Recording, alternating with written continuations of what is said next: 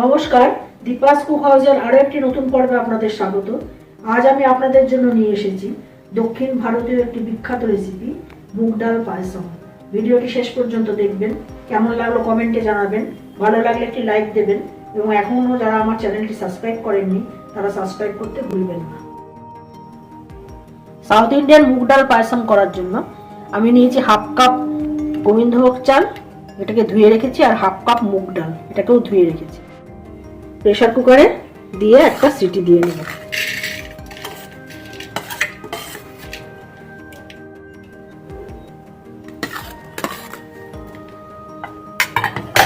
এতে দিচ্ছি দুটো ছোট এলাচ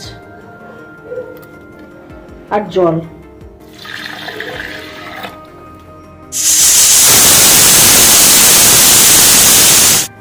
একটা পাত্রে দিয়েছি 4 চামচ গুড়, এটাকে অল্প জল দিয়ে একটা সিরাপ বানিয়ে নেব।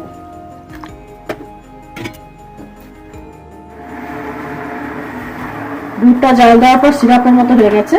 এবার এটাকে আমি ছাঁকনিতে ছেঁকে রাখছি।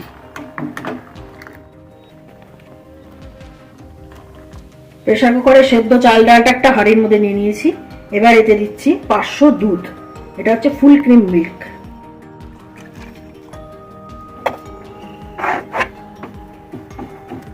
এটাকে কিছুক্ষণ ফুটতে দেবো। দুধ দিয়ে কিছুক্ষণ ফোটানোর পর এতে দিচ্ছি 1 চিমটি লবণ। এবার এতে পড়ছে জ্যাগেরি সিরাপটা।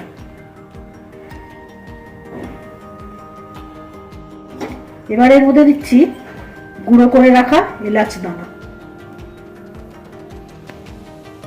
এটাকে এবার 10 মিনিট হতে দেবো অল্প আছে।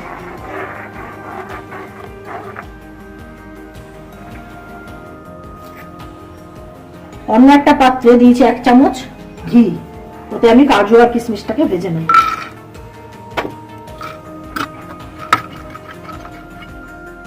এবার ভেজে রাখা কাজু আর কিশমিশটা এর মধ্যে দিয়ে দেবো।